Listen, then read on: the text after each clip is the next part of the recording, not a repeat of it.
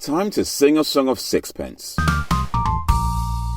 Welcome to the channel, I'm Hayes. I talk movies all day. Sometimes I'll talk about games, so subscribe right now if you want to be entertained. And today, I want to do something a little bit different. I want to talk about a different type of movie. The type that are usually less than 10 minutes long and mostly consist of somebody singing. I think some people call them music videos? Anyway, I want to talk about some classic music videos of some of the greatest songs ever recorded, but have still managed to leave just a few questions unanswered. So let's start with You Don't Know My Name by Alicia Keys. So in this video, Alicia plays a waitress who is catching feelings for one of their regular customers, Michael, played by Yassine Bey. The video starts off with Alicia turning up late for work, and then Michael comes in as she goes to take his order. So, my first question is, what exactly is their policy on hairnets? And if you are going to wear a hairnet, should you really be wearing the same hairnet you just walked through the polluted New York streets with? That's gotta be a health code violation. But I will say that Alicia Keys is a really good actor, because in this shot, I can totally believe that she fancies Michael. I ain't even gonna say why.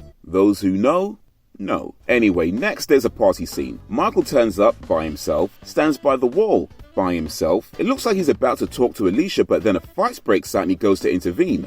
Why? Clearly none of them are your friends. Talk to the gal. Now I don't know about you, but to me, that looks like it says eye protection. So why is there a massive piano collection at the opticians? And do they let anybody in late at night, or just waitresses from the local coffee house? Now when Alicia calls Michael, we don't hear his side of the conversation, but from her side of the conversation, one thing we know he didn't ask is, when do I get my free lunch? Because that's the first question I'd have asked. But it also raises the question, who put that jar there? Because if it was put there by Alicia as a way of getting Michael to hand over his card, then that's really sneaky. I'm not sure you can trust a girl who does that, so I really hope that was not true. Although, it would explain how Alicia knows about the piano collection at the opticians, just another customer still waiting on their free meal. Now my guess is it was put there by management, and then afterwards Alicia was fired for inappropriate use of customer information, especially considering she's always late. And does she ever change her hairnet? Has it at least been washed? I'm not sure she's particularly good at her job, to be honest. But you know what, this doesn't seem like a nice place to work. I mean, I get this guy is the boss and all, but is he really just gonna stand there watching over his staff like he's just waiting for them to screw up? Don't they have a back office or something? He's just gonna stand in everybody's way? And why does he need so many pens? And why is his tie so long? And his belt isn't on properly? Nah, I don't like this guy, you know. Alright, so now let's talk about Bad by Michael Jackson. Now if you've only ever watched a Bad music video on TV, then chances are you might not know that you were watching a heavily cut down version of it, because the full version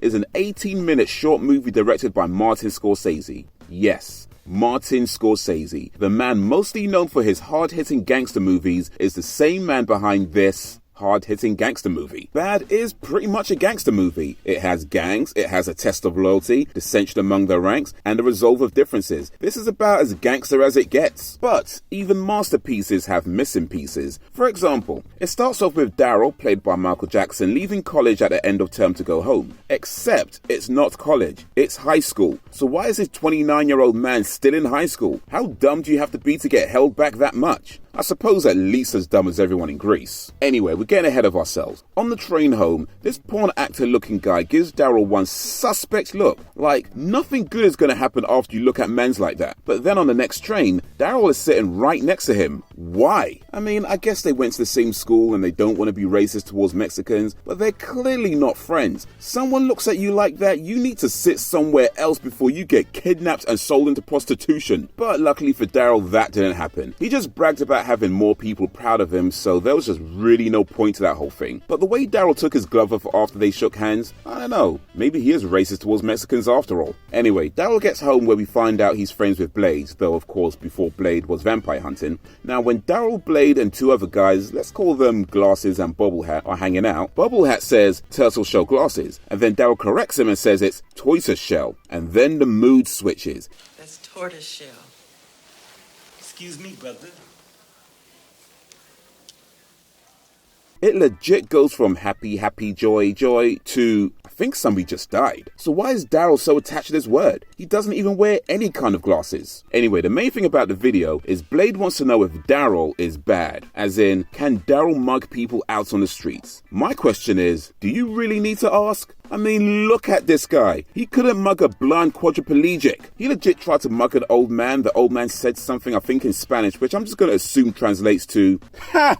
LOL, with your bitch ass. Now after Daryl and Blade have another argument about who's bad, we get to the music video part of the music video. Everything suddenly changes to full color. Daryl has turned into Michael Jackson and is accompanied by what I'm guessing is supposed to be a New York street gang. We got a couple of LL Cool J lookalikes. This guy looks like he tried to join Run DMC but had the wrong hat. But overall, they just come across like some white casting director from Connecticut was like, hey guys, I need you to look urban, okay? Even Michael Jackson is dressed like he's about to go audition for a BDSM commercial. He went from not bad to definitely not bad, and then spends the next 4 minutes telling everyone he's bad while dancing with curly perm in his hair. Like, dude, seriously, who are you mugging? The only people scared of you are 10-year-olds. Because, they don't know any better. So after Michael Jackson tells us he's bad, he then tells Blades that being bad would result in him being locked up. So why is he bad?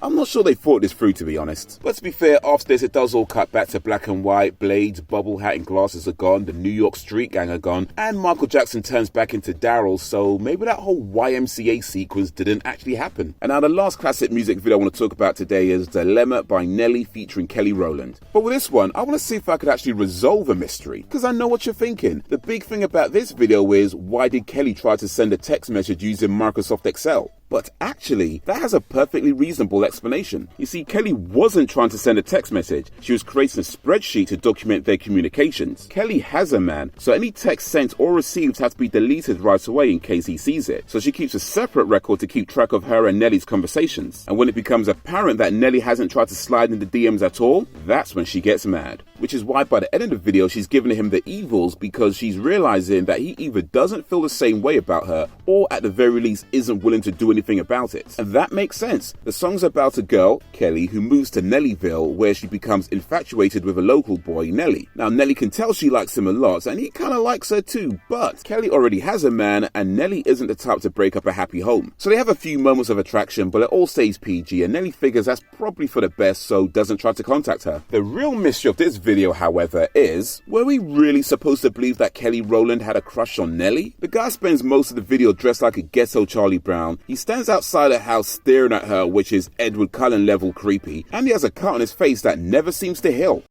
Wait a minute, is Nelly a vampire? Nah.